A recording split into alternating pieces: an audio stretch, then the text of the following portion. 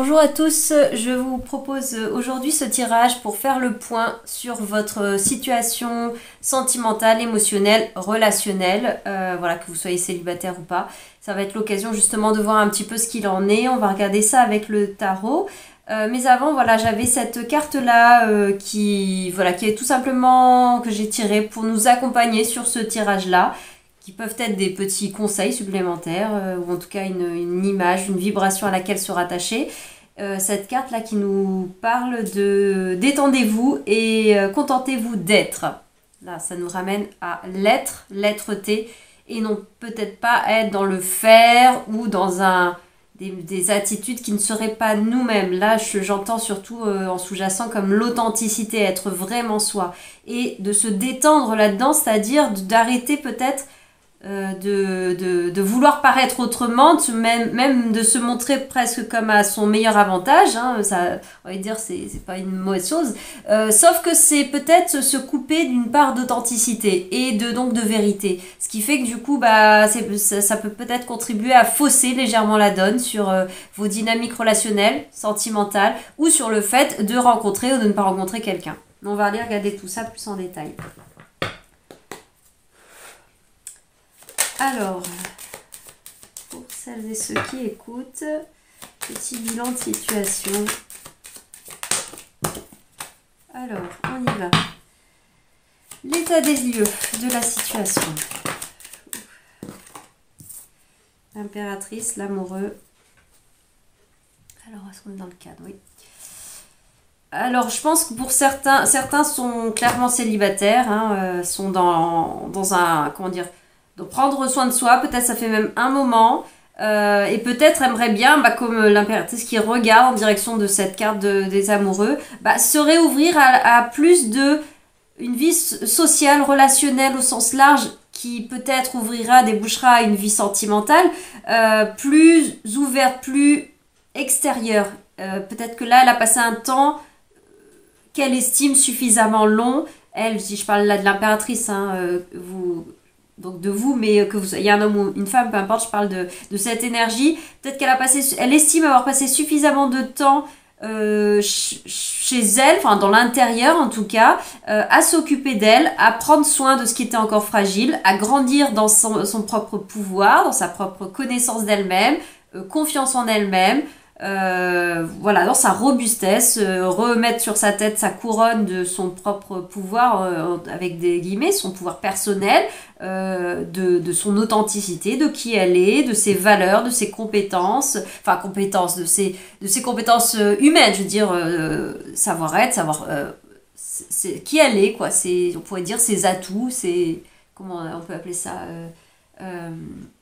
qualité, voilà, qu'on peut avoir, mais aussi ses défauts. En tout cas, elle est dans une pleine connaissance d'elle-même, ou une grande connaissance d'elle-même, et aimerait bien s'ouvrir à un petit peu plus de vie sentimentale, de vie relationnelle. Mais c'est pas encore franc du collier. Enfin, l'envie, je pense, est là, mais le mouvement n'y est peut-être pas encore sur le fait d'avoir mis un pas à l'extérieur pour aller rencontrer du monde, s'ouvrir à la différence, à l'altérité. Il y a peut-être des appréhensions, des difficultés, mais on le verra avec les autres emplacements, des appréhensions à se réouvrir à l'extérieur, c'est sortir de sa zone un peu de confort, de connu, et donc on va se refrotter, se re-risquer à l'extérieur, donc dans l'altérité, la dualité, et donc c'est prendre le risque de ne pas être rencontré là où on aimerait être rencontré soi-même, déjà être connu, reconnu, ou vu en tout cas pour ce qu'on a envie d'offrir, de montrer et d'offrir au monde, et également d'être comme blessé, gratigné par l'extérieur, peut-être par la déception de ce qu'on peut rencontrer à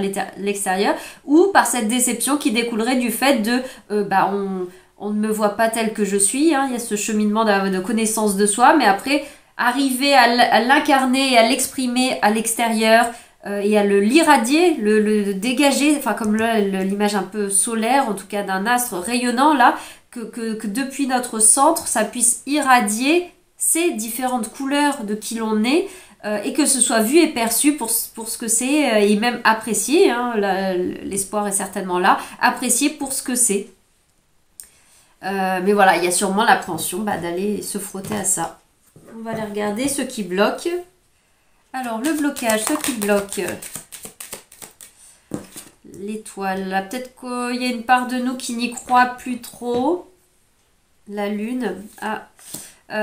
Bon, alors peut-être certains sont dans un côté, oui, comment dire, un côté un peu négatif, un petit peu, voilà, on est dans la nuit, dans le sombre de la lune, etc. Mais du coup, on voit même plus les étoiles, on voit même plus la lumière des étoiles. Donc, on a du mal dans cette, peut-être, cette longue traversée avec soi-même, qui a été, comme j'ai dit, hein, bénéfique dans le sens de se rencontrer soi et qui a porté ses fruits, hein, qui a été fertile dans la connaissance de soi, mais qui passe peut-être par du célibat ou une forme de temps, pas suspendu forcément, mais un petit peu quand même peut-être, mais de temps où on se priorise. Et en tout cas, on ne priorise pas la vie extérieure, la vie sociétale, la vie amicale ou relationnelle, et donc aussi la vie sentiment, enfin l'idée de vouloir rencontrer ou de nourrir des échanges sur ce plan-là. Ou si vous êtes déjà en situation de relationnel, de couple notamment, ou peut-être que vous avez d'abord été centré à vous occuper de vous, prendre soin de vous pour certainement de bonnes raisons. C'était bonnes raisons dans le sens où c'était légitime, c'était ce qu'il fallait faire. C'est en cela qu'elles étaient bonnes, ces raisons. Mais du coup, peut-être que moins axé sur l'autre, la relation en elle-même, si elle préexiste, cette relation. Et donc, du coup, voilà, il y a peut-être... ce mouvement qui a été plus à vous prendre soin de vous-même. Par exemple, je veux dire, c'est pas prédictif, donc c'est pas du tout là le cas, et en plus je pars pas dans ce domaine-là, mais par exemple quand on a été fatigué ou même malade, hein, même si ce n'est qu'un virus, etc., sur un court terme, à un moment donné, la priorité était, enfin le corps l'oblige à prendre soin de soi, et à un moment donné, on ne peut pas forcément être dans une dynamique à prendre en charge les uns les autres, à nourrir la relation, à être attentionné pour l'autre, etc. Mais parce que là, l'énergie, elle porte à s'occuper de sa guérison, et je dis bien que ça n'est pas une maladie, mais puisque l'impératrice est là, elle nous illustre bien l'idée du temps de la gestation, qui fait qu'à un moment donné, même c'est pas forcément, on ne vit pas que ça, mais c'est un peu la femme enceinte, par définition, va s'amener à beaucoup plus se centrer sur elle-même, non pas par un très grand égoïsme, mais c'est presque au contraire, c'est parce qu'il y a la vie en elle-même qui est en train de se construire, donc c'est pas du tout égoïste, mais dans de l'amour par rapport à cet être en construction, mais en tout cas ça c'est pour ce qui est à l'intérieur, mais par rapport aux autres, le couple, la famille ou les relations sociales, etc., ça va peut-être un petit peu se ralentir, parce que là la priorité c'est prendre soin de son corps, c'est être à respecter son propre rythme. Voilà, il y a plein de choses qui vont amener à ce que la priorité sera le corps pendant peut-être cet espace-temps de grossesse, de gestation, ou en tout cas peut-être sur les derniers mois par exemple, hein, où c'est peut-être plus marqué, où là tout va se caler beaucoup plus sur ce rythme-là, moins que d'habitude, où c'était pas forcément un paramètre qui était le premier à être pris en considération, c'était un parmi d'autres, hein, mais pas forcément le premier, voilà, tout simplement. Donc comme il y a eu ce temps-là, peut-être qu'il y a des appréhensions à ressortir de ce qui est connu.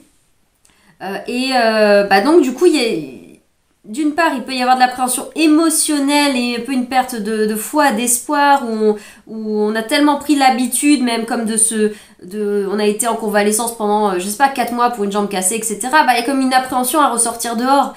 Où on a vu personne pendant tant de temps parce que, je vais dire n'importe quoi, mais je reste sur le truc de la maladie, on était contagieux, et du coup, il y a un moment donné, ça y est, on n'est plus contagieux, bonne nouvelle, c'est génial, on a bien pris soin de soi, on a envie d'aller rencontrer les autres, etc., de revoir du monde. Ah oui, mais bon, on a un peu une appréhension parce que ça va être comme s'il y avait une nouvelle habitude de seul avec soi-même, dans la solitude, dans la nuit, symboliquement en tout cas, dans l'intériorité, dans son propre émotionnel, à ne s'occuper que de soi et à ne penser, n'interagir qu'avec soi, qui fait que du coup, on est bien démunis, on peut même avoir peur, des peurs qui se réveillent par rapport à cette idée d'aller rencontrer l'autre. Et il peut y avoir autre chose avec ces deux cartes-là, donc ce côté émotionnel, perte d'espoir, ou difficulté à y voir clair, où on est confus parce qu'on a pris une habitude peut-être de célibat ancré, hein, pour certaines, ça peut parler. Et pour Pour d'autres, en tout cas, une autre vision que j'ai là sur cette lune et cette étoile, je l'avais déjà un petit peu sur l'étoile, mais justement la deuxième carte me le souligne, c'est le côté des illusions. C'est le fait, comment dire, d'avoir traversé des illusions et des désillusions, donc d'avoir idéalisé des choses, peut-être une ancienne relation, une relation qui justement n'a pas fonctionné, est arrivée à son terme, et donc du coup, il y a peut-être encore un petit bout de processus de deuil qui est encore là et qui n'est pas complètement terminé. Est-ce que vous êtes encore un peu en train de... Est-ce que vous êtes encore dans la souffrance de vivre la désillusion d'écueils vécus dans la sphère relationnelle sentimentale avec des personnes? Est-ce que des personnes du passé? Et donc ça sera encore un peu... ça demandera encore un petit peu d'accompagnement de soi, de guérison à ce niveau-là avant de pouvoir être pleinement renouvelé à ce niveau-là pour s'ouvrir comme une page blanche à demain, au renouveau, de nouvelles interactions, rencontres, etc.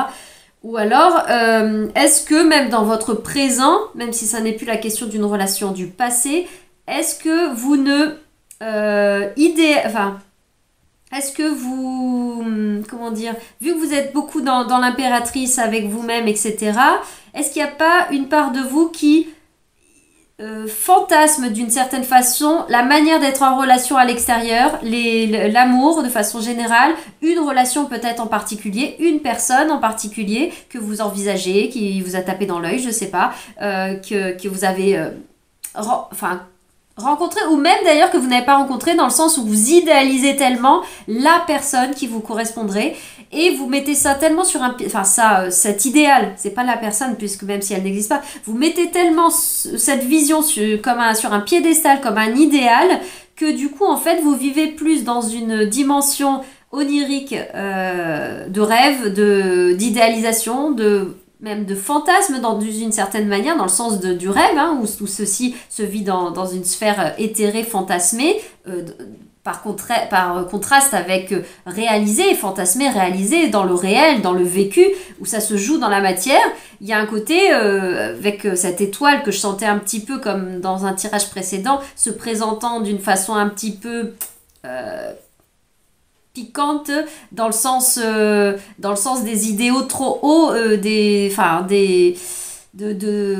vivre un peu en utopie, quoi, que tout ça est très utopique et très désincarné, et du coup demanderait, si on veut le vivre et le goûter vraiment dans le tangible, à être redescendu de façon plus incarnée, plus humaine, ramené dans la matière de l'humain, avec aussi tout le bagage que ça amène. Ça veut dire que ça se joue dans la dualité, dans la différence des uns et des autres, dans la banalité de l'ordinaire du quotidien, dans les desiderata, enfin pas les desiderata, mais dans des uns et des autres, mais aussi dans les paramètres de la vie toute simple, de la vie ordinaire, etc. Enfin voilà, c'est ces choses-là que, voilà, dans une vie un peu fantasmée, idéalisée, il y a un côté vivre d'amour et d'eau fraîche, ou alors en tout cas, voilà, ça peut se jouer sur des plans très spirituels, énergétiques, et on ne tient pas du tout compte de la praticité de la vie, hein, qui ramène à, oui, mais il y a ça, la matière, la distance éventuellement, le fait qu'il faut combiner la vie professionnelle, la vie familiale, la vie sentimentale, enfin il faut...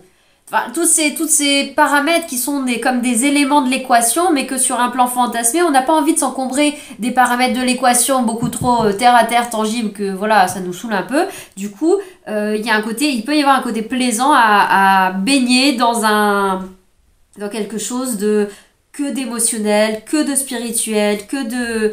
Voilà, comme si on vivait dans le jardin d'Éden, quoi. Voilà, ce petit côté-là. Ça peut être ça aussi qui nous ressort là en blocage par rapport à cette situation.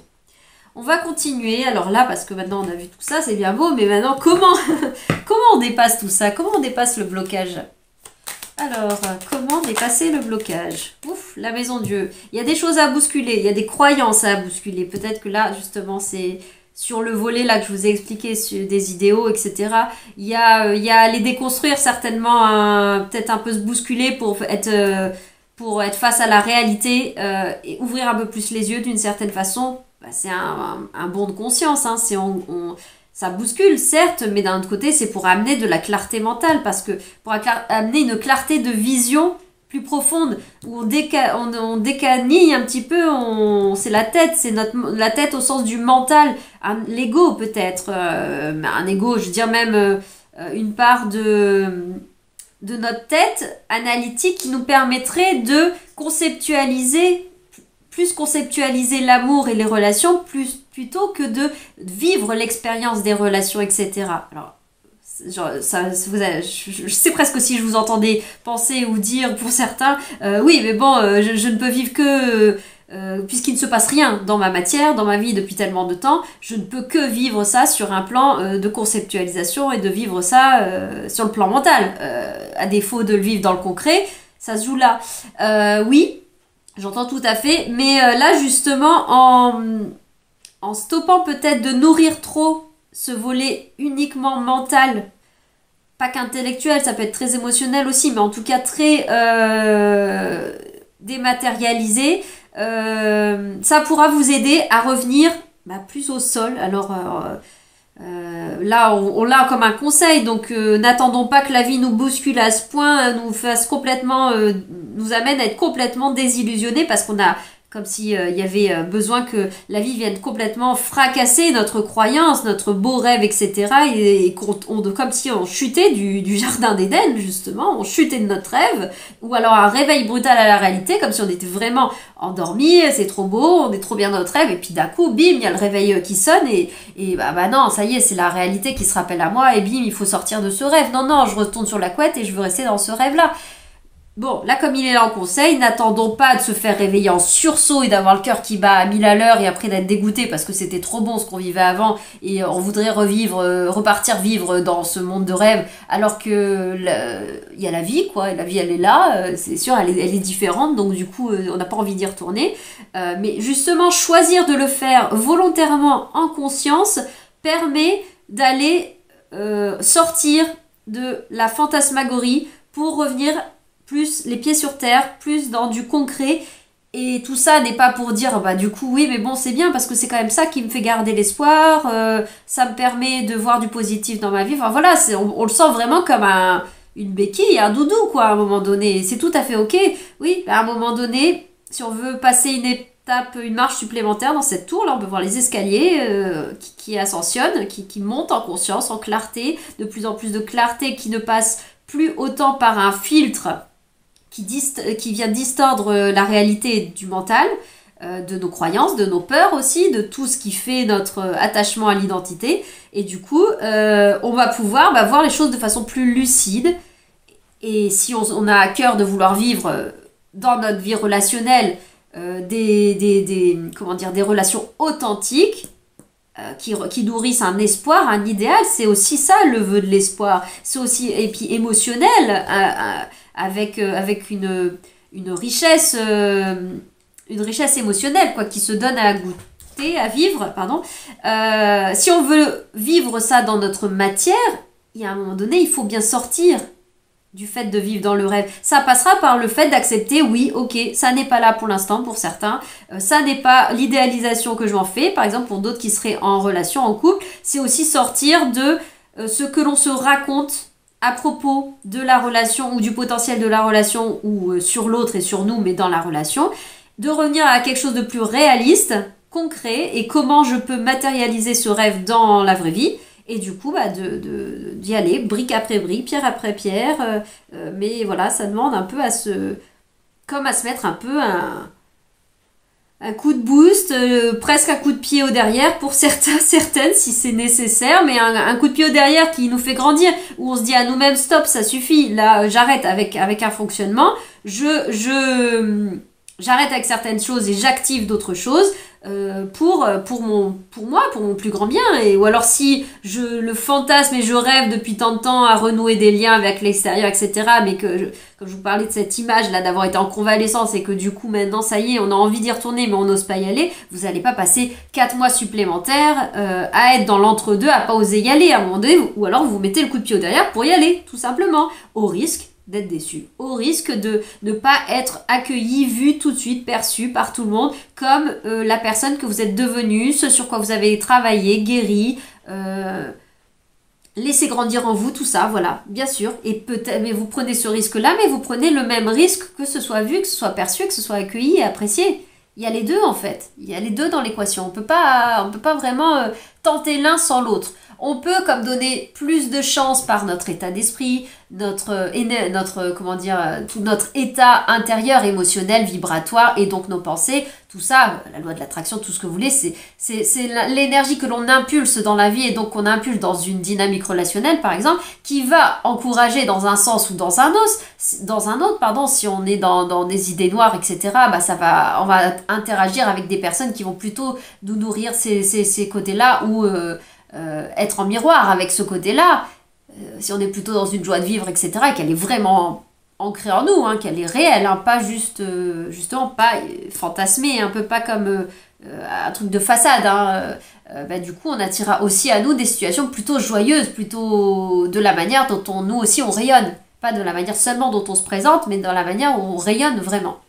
Donc si on veut tendre vers ce genre de relation, eh bien, il y a un travail de déconstruction, il y a un principe dans un premier temps, comme de redescendre d'un étage pour être plus au clair avec ce qu'il en est.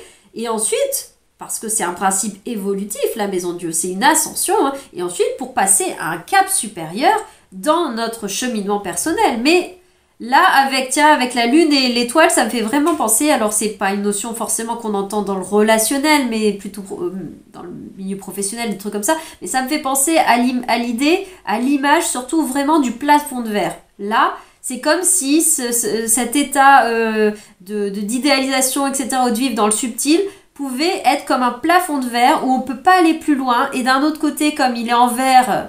bon, je sors un peu, mais c'est parce que j'ai vraiment l'image visuelle hein, d'un plafond de verre ou d'un ascenseur de verre. On peut voir quelque chose de très beau qui est au-dessus, là, auquel on voudrait toucher, etc.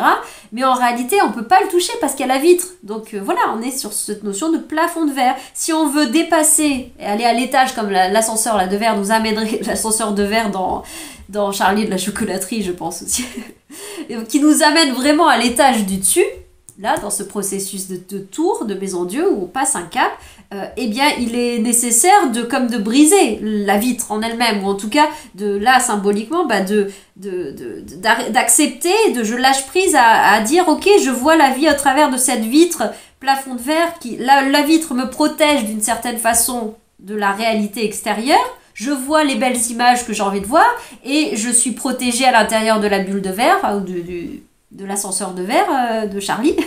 Mais en tout cas, l'ascenseur de verre, à un moment donné, eh ben aussi, il m'enferme dans une petite boîte de verre.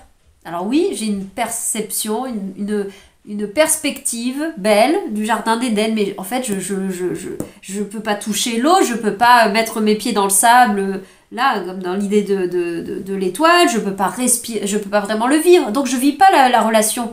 Je vois un aperçu où je nourris, moi, une imagerie, un théâtre mental qui est très beau, qui est très doux, qui est très agréable. Comme on pourrait, quand on plonge dans un roman, par exemple, c'est passionnant et on vit vraiment des émotions, on vit vraiment tout plein de choses très vraies parce qu'on les ressent physiologiquement, mais pour autant, c'est une évadée, c'est une échappée onirique, c'est une échappée dans une aventure qui n'existe pas dans notre vie à nous. D'être humain incarné dans cette vie-ci, elle existe sur le plan de c'est l'imaginaire de l'auteur.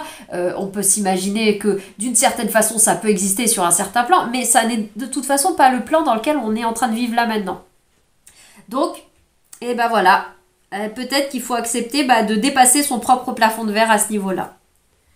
Oui, donc la maison Dieu derrière, il y avait tempérance, hein, on nous parle bien de guérison, hein, il faut apporter une forme d'équilibre, de plus de souplesse dans tout ça. Donc à la fois, il y a un côté brutal, enfin un coup de pied au derrière à se mettre, mais en même temps de la douceur à s'apporter. Mais attention de ne pas être dans l'un en excès ou dans l'autre, c'est-à-dire de ne pas rester bloqué dans un excès de tempérance parce qu'il pourrait aller avec ces énergies-là, ou du coup, et de l'impératrice d'une certaine façon, je cocoone, je prends soin de moi, mais je suis tellement dans l'idée de me préserver, de me guérir, de tout ça que je continue à avoir une perception de moi qui est encore fort comme l'aiglon sur le bouclier de l'impératrice, c'est-à-dire la petite chose à protéger que l'impératrice protège, donc une part de nous-mêmes que l'on protège de l'extérieur, mais du coup pas cette facette de l'impératrice où j'ai regagné mon bâton de pouvoir, j'ai remis sur moi-même ma couronne de qui je suis et de tout ce que je vous ai dit au début,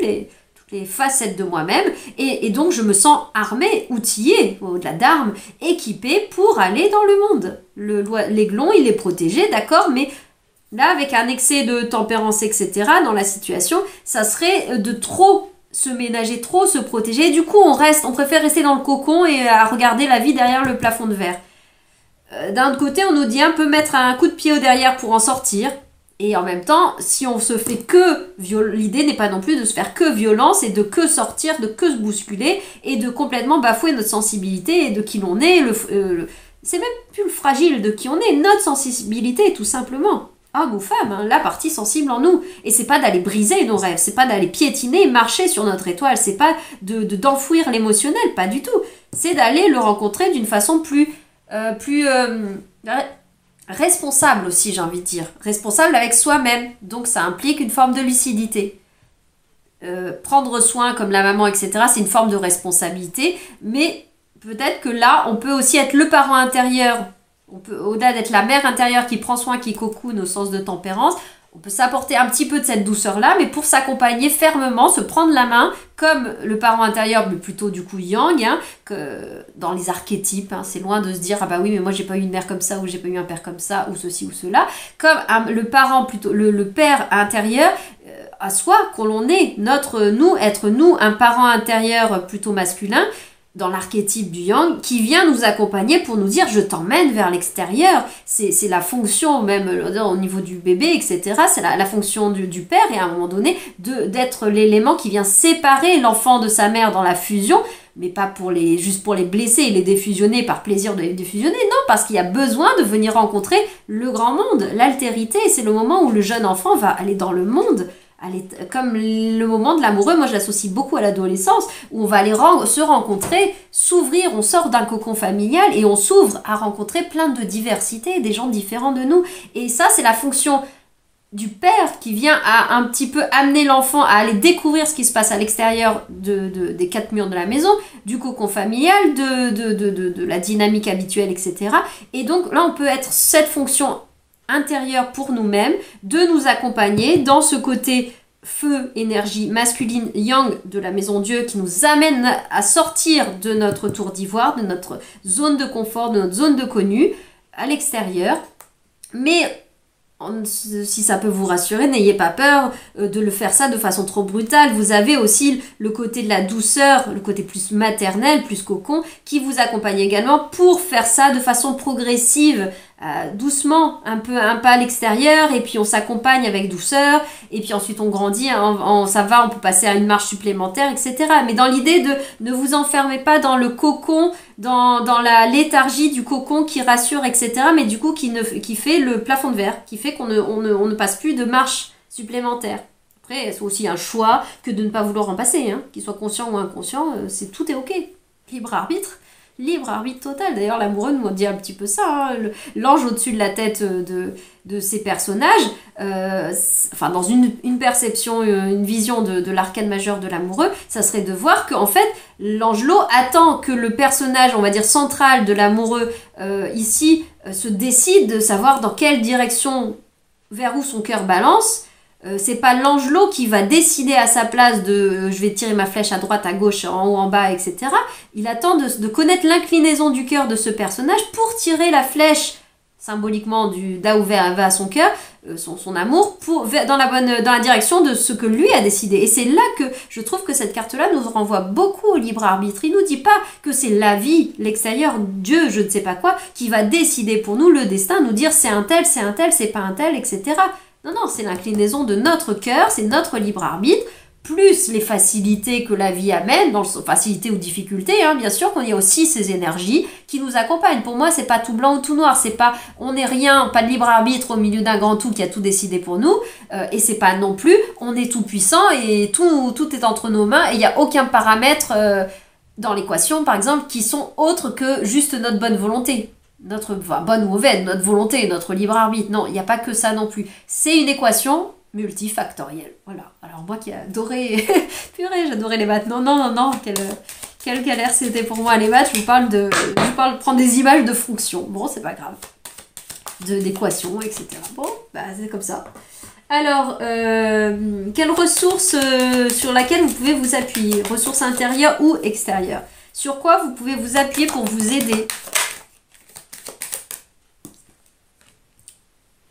Ding dong, la justice. Bah, c'est la vibration de l'année. Je dis ding dong parce que c'est l'année 2024. On vibre l'énergie du 8 et donc dans le tarot de Marseille de la justice.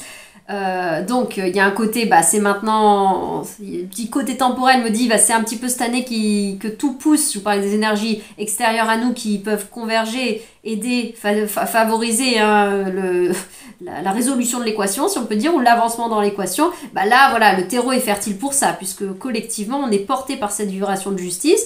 Et ce qu'elle nous apporte, j'en ai déjà parlé en fait, quand je vous ai parlé de percer les illusions, de ramener de la clarté de vision. En fait, je vous ai déjà dit tout ça, mais là, elle vient, bon, bah voilà, c'est comme si j'avais déjà dit, avant même qu'elle se présente, d'amener cette clarté, ce principe réaliste aussi, où on va peser, mesurer, évaluer les faits concrets.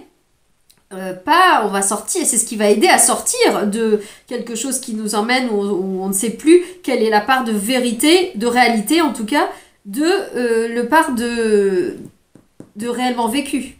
On perd pied avec la réalité parce qu'on ne sait plus où c'est justement entre oui mais bon je ne sais pas est-ce que ça se vit vraiment ou est-ce que c'est moi qui imagine ça, qui fantasme ça, qui vit ça dans ma tête ou dans mon cœur ou sur des plans subtils, etc. Et je suis pas en train de dire que ça n'existe pas, que ça n'est pas vrai. C'est tout aussi vrai pour moi. Mais par contre, le fait que ce soit réellement vécu, tout comme je vous ai dit que dans un livre ou dans un bon film d'aventure ou de ce que vous voulez, d'aventure ou pas, ou même de romance, etc., on vit réellement. Les émotions que l'on vit sont vraies. Elles sont vraies, on les sent vraiment. Par contre, elles ont été impulsées par une histoire qu'on nous raconte. Elles ont été impulsées par un contexte temporel d'un film qui dure 1h30, 2 heures, voilà, et qui nous propulse dans un univers qui peut nous faire traverser des choses très vraies, très profondes. Et c'est pas parce que ça n'est pas nous, on s'est projeté dans le personnage, mais c'est pas parce que c'est pas nous, ce personnage du coup fictif hein, dans l'idée, mais combien même ça serait un témoignage de vie et que ce soit une autre vraie personne qui est l'histoire de quelqu'un qui a vécu ça, c'est pas pour autant que l'émotion qu'on a vécue par empathie ou on a entendu le témoignage de cette personne, qu'on a vécu par le film, on a traversé ça comme un film biographique là, une tranche de vie. C'est le fait qu'on a été ému, touché, qu'on a pleuré ou qu'on a été en joie quand je ne sais pas quoi, peu importe ce qui se passe dans le film, on n'est pas en train de dire que cette émotion n'est pas vraie. Bien sûr, elle est vraie, elle est vôtre, vous l'avez vécue, il n'y a rien à redire sur le fait qu'elle est réelle.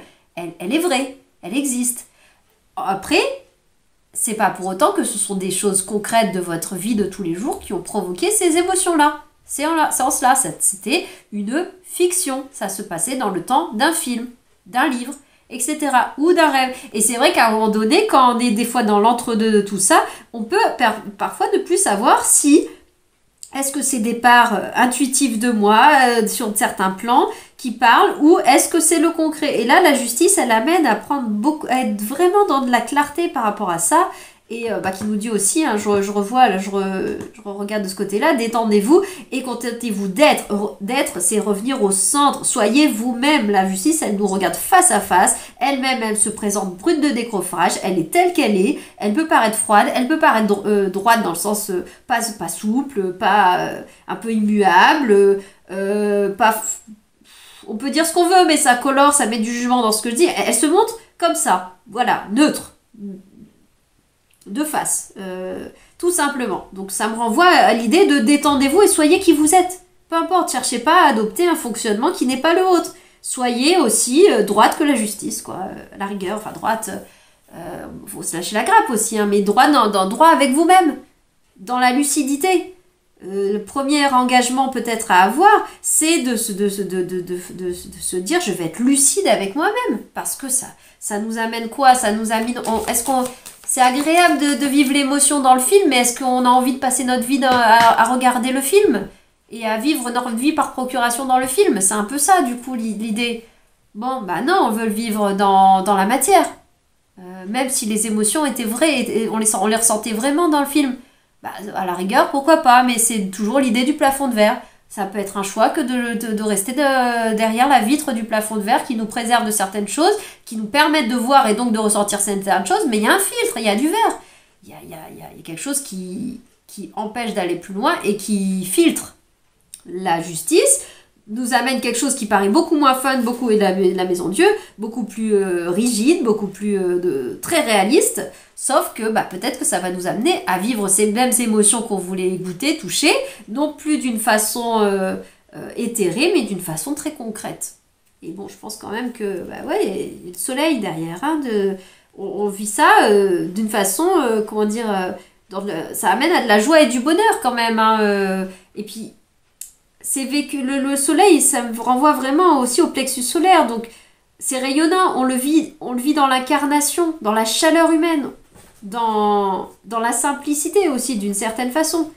Mais c'est bizarre de dire du soleil qui est un astre et qui est une arcane majeure assez loin dans le cheminement, de dire qu'elle est très incarnée, parce que là on est symboliquement dans le plan des astres, mais elle nous amène à quelque chose de très terrestre, parce que la vie terrestre, elle est ce qu'elle est, parce qu'il y a le soleil. Sans le soleil, la vie même des végétaux, de tout en fait, dépend du soleil. Pas que, mais très grande partie. Enfin, tout notre fonctionnement, je veux dire, la nature enfin, le soleil fait partie. Enfin, on ne peut pas faire sans le soleil. Je veux dire, du coup, ça n'est plus tout ce qui existe n'existe pas. Donc du coup, voilà, c'est en cela que je le trouve plus incarné, plus concret, plus vécu sur la Terre, même si on parle du soleil. Alors, et l'issue, vers quoi ça peut vous amener d'oser ce processus de sortir de sa zone de confort, de réalisme, etc. À quoi ça peut vous emmener? Quelle serait l'issue? Le jugement... Le jugement et tempérance. Et le soleil qui revient, bah oui. Donc à terme, hein, on va vers du bonheur, c'est sûr. Mais ça nous amène à quoi? À la renaissance. Là, c'est un peu la bonne nouvelle, l'annonce que ça y est, on est ressuscité. Ça y est, notre vrai printemps, il arrive vraiment. Mais parce que on se présente renouvelé dans l'être vrai et authentique que l'on est. Plus avec les illusions comme ceci, plus avec peut-être des apparats on se présente à l'autre d'une façon qu'on estime avec le masque social, parce qu'on estime que c'est le masque aimable, c'est ce que les autres attendent de moi, donc je vais leur présenter cette facette de moi, mais pas l'entièreté. Là non, le jugement, il nous présente la version totalement vraie. Il n'y a plus que la pure vérité. Donc la pure vérité de l'être authentique, comme je vous ai aussi que la justice se présentait brute de pomme, il y a un peu de ça aussi. Je me présente tel que je suis, dans mon entièreté, dans ma sincérité. Et ça, être vrai et authentique ne veut pas dire plaire à tout le monde, ne veut pas dire être aimé de tout le monde, ne veut pas dire ressembler à tout le monde. Non, c'est unique dans sa singularité, dans l'unique de qui l'on est. Et c'est là la grande réjouissance qu'il peut y avoir, parce que pour vivre ces relations, est-ce que vous avez envie de vivre des relations où vous ne vous sentez pas vous, où vous n'êtes pas vous, que vous en ayez conscience ou pas? Des relations qui ne vous ressemblent pas. Non, on a envie de vivre des relations qui nous ressemblent, qui sont vraies, qui sont authentiques. Et pour ça, il faut nous-mêmes, c'est notre part de job à nous, il faut nous-mêmes être authentiques. Mais vraiment, complètement dépouillés de tout ce qui n'est pas nous. Pour ça, il a fallu symboliquement, c'est le moment de la sortie du tombeau. Donc qui dit sortie du tombeau veut bien dire, résurrection des morts, veut bien dire qu'à un moment donné, on est mort avant. On a accepté de mourir à soi, c'est l'image du phénix. Pour pouvoir renaître de ses cendres et devenir un nouveau phénix, etc., eh bien, il a bien fallu que le phénix précédent accepte de se laisser mourir et de devenir cendre, de se laisser partir pour que la vie puisse renaître. Et là, on revient à l'idée de peut-être lâcher encore des trucs de l'ancien. J'ai l'impression qu'on le dit tout le temps, on se le dit tout le temps et ça revient tout le temps, mais c'est un processus perpétuel. Hein. On a toujours, quand on veut du renouveau, il y a toujours un bout d'ancien à lâcher. Hein. Ça va avec, et c'est un processus de guérison, quoi.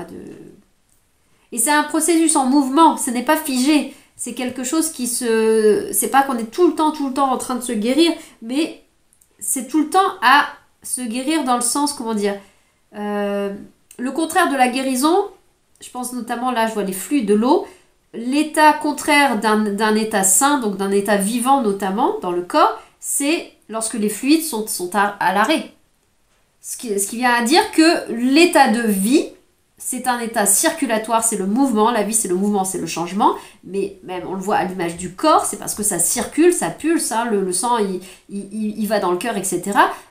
Au moment où ça s'arrête de circuler, de fonctionner, c'est l'état de mort hein, qui est là. Donc le fait d'être en vie et de vouloir vivre des choses vivantes et circulantes amène à ne pas être figé, à être en mouvement. Donc passer le temps c'était le bon choix, enfin c'était le choix judicieux, par exemple dans l'imagerie de la femme enceinte, peut-être de prioriser le fait d'être plus à l'arrêt, moins dans l'extérieur, de modérer son action, voilà, prioriser sa santé, donc c'est un peu un état, comme je vous ai dit, plus ou moins suspendu, mais pas totalement non plus la mort, hein, pas immobilisé, non, c'est justement pour créer le creuset, pour que la vie se fasse, donc c'est pas la mort, hein.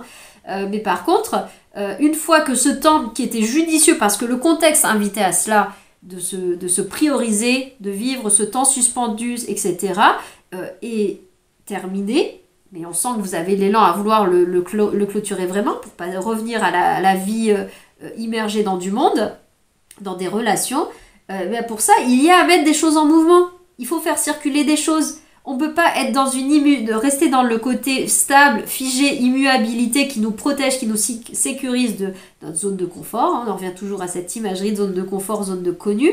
On ne peut pas à la fois préserver ça tout en voulant tenter l'exploration à l'extérieur. Il y a quelque chose un peu d'antinomique. Et ça ne veut pas dire qu'on se met en total danger et qu'il n'y a plus aucune base sécurisante d'intérieur à partir du moment où on décide de mettre un pied dehors. Non, tout est mouvement. Donc c'est dedans, dehors, dedans, dehors, dedans, dehors. On peut aller un peu dehors en emmenant avec nous notre sécurité intérieure qui fait qu'on a cette part de sécurité tout en tentant la sortie de zone de confort. Et à des moments, on peut venir se replier plus physiquement dans une vraie zone... la maison par exemple, hein, de repli, de confort, se ressourcer pour mieux repartir à l'extérieur.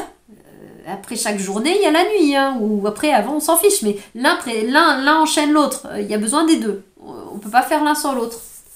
Voilà ce qui venait sur ce tirage. Voilà, tour de ces cartes-là. Attention. Au mental, hein, là en dos de deck, il y avait de cet oracle-là qui est ici également. Tu penses trop. On en a parlé d'une certaine façon avec la tête, la tour. Et dans pense, je mets pas forcément les pensées...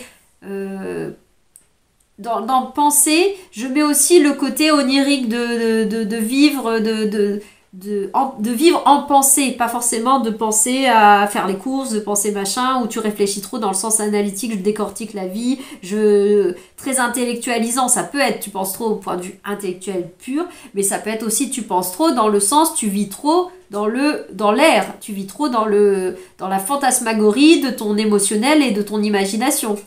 Donc voilà, qui n'est peut-être pas une pensée analytique très cartésienne et très linéaire, justement. Mais là aussi, je mets le pense trop là-dedans aussi. Tu vis trop dans l'air, détends-toi et reviens à ton intégrité d'être. Et c'est de là que découlera la renaissance à soi-même pour pouvoir aller dans le monde. Attends encore, c'est pas encore tout à fait le moment. Voilà, de toute façon, cette carte-là, elle nous donnait un peu le thème aussi entre l'impératrice et l'amoureux. Il y a l'envie d'y aller, mais attends encore un petit peu, mais pas attends passivement à rien faire et à nourrir ces énergies-là. Attendre, dans le sens juste de dire c'est pas le moment totalement. Il y a un moment d'abord de rééquilibrage en plus de lucidité pour que vraiment le mouvement de renaissance, il s'opère. Et il s'opérera lorsque ce sera le moment. On ne fait pas éclore le poussin avant l'heure. Il est clos quand il est clos. Voilà. Je vous dis à bientôt dans d'autres vidéos.